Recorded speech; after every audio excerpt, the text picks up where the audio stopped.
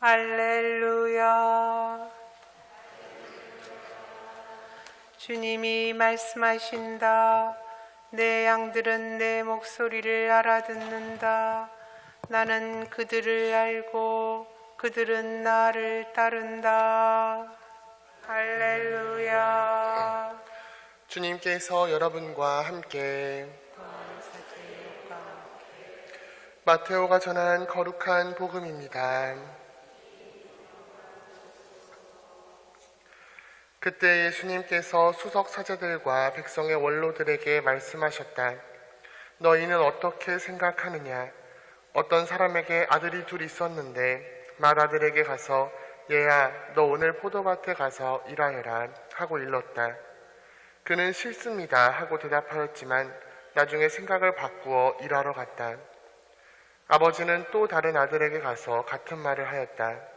그는 가겠습니다 아버지 하고 대답하였지만 가지는 않았다. 이 둘 가운데 누가 아버지의 뜻을 실천하였느냐? 그들이 맏아들입니다 하고 대답하자 예수님께서 그들에게 말씀하셨다. 내가 진실로 너희에게 말한다. 세리와 창녀들이 너희보다 먼저 하느님 나라에 들어간다. 사실 요한이 너희에게 와서 의로운 길을 가르칠 때 너희는 그를 믿지 않았지만 세리와 창녀들은 그를 믿었다. 너희는 그것을 보고도 생각을 바꾸지 않고 끝내 그를 믿지 않았다. 주님의 말씀입니다. 그리스도님 찬양합니다.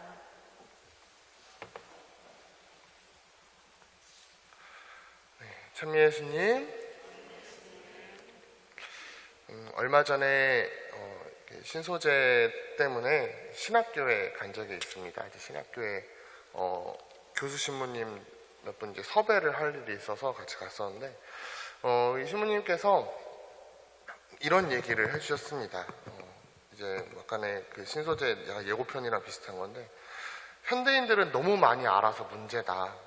10개를 아는 것보다 중요한 건 하나라도 한번 실천해 보는 것이다 라는 것이었습니다. 이 실천이라는 것이 바로 신앙의 길이라는 겁니다. 신앙의 깊이에 대해서도 비슷하게 말할 수 있죠. 뭐 기도를 많이 했다고, 막 성당에 오래 다녔다고, 뭐 내가 지금 성당 안에서 타이틀도 있고 봉사도 많이 하고 뭐 회장, 총무 뭐 이런 것들도 하고 또 피정도 많이 가보고 뭐 신학이나 교리를 나는 많이 알고 있다고 신앙이 깊은 게 아닙니다. 아무도 보지 않는 곳에서 허리 숙여서 뭐 성당에 떨어져 있는 쓰레기 하나 줍는 것, 이것이 오히려 더 신앙적인 모습이라고 할 수 있습니다. 누군가를 위해서 작은 것, 아주 작은 것 하나라도 내어놓을 수 있는 것이 진정한 신앙인 것이죠. 내가 속한 공동체에서 묵묵하게 굳은 일 하나라도 하는 게 신앙이라고 할 수 있습니다. 중요한 건 하나라도 실천한다는 것, 하나라도 살아내는 일이 진정한 신앙입니다. 예수님을 내 삶으로 살아내는 것이 신앙이기 때문입니다. 이 독서에서 바오로는 이렇게 이야기를 합니다. 무슨 일이든 이기심이나 허영심으로 하지 마십시오. 오히려 겸손한 마음으로 서로 남을 자기보다 낮게 여기십시오. 저마다 자기 것만 돌보지 말고 남의 것도 돌보아 주십시오. 결국 신앙은 형제애로서 드러나게 되는 것입니다. 그 점에서 교회는 오늘을 이민의 날로 정하면서 이민자들을 기억합니다. 사실 성모님과 요셉 성인도 이집트 피난살이를 한 난민이었습니다. 외국인 노동자였습니다. 사실 이스라엘 민족 그 자체가 본래가 난민들이었죠. 그래서 구약에서도 너희도 이집트 땅에서 이방인이었다 라고 하면서 텃세를 부리지 말고 이렇게 우리 곁에서 형제들이 살 수 있게 해달라고 말을 합니다.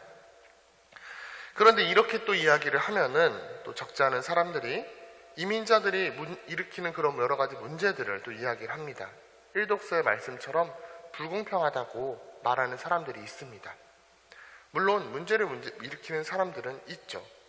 그리고 폭넓게 이야기해서 가난한 사람이라고 혹은 소수라고 반드시 정의인 것도 아닙니다.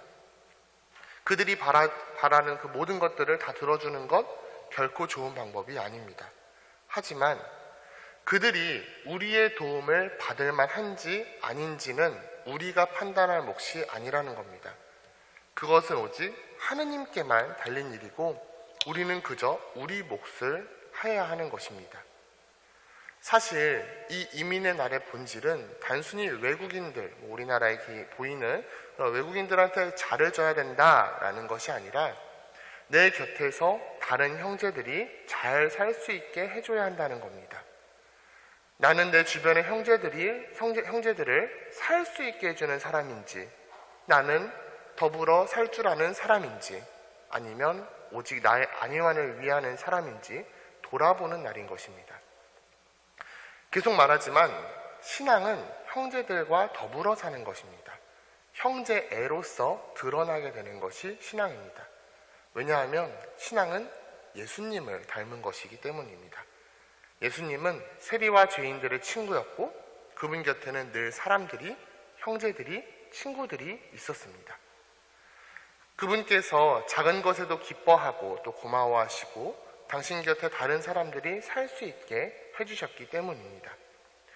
가난하고 부족한 사람들을 핍박하지 않으시고 냄새나고 부족한 그들조차 당신 곁에서 함께 살게 해주셨기 때문입니다.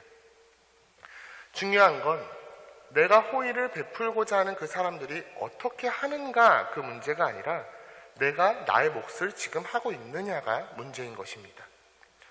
그 사람들이 어떠한지는 그 사람들의 몫입니다. 나머지는 주님께서 알아서 하시는 일이죠. 하나라도 하느냐, 열을 아는데 하나도 하지 않느냐, 여기에 신앙이 달려있는 것입니다. 신앙은 사랑으로 살아가는 것이 신앙입니다.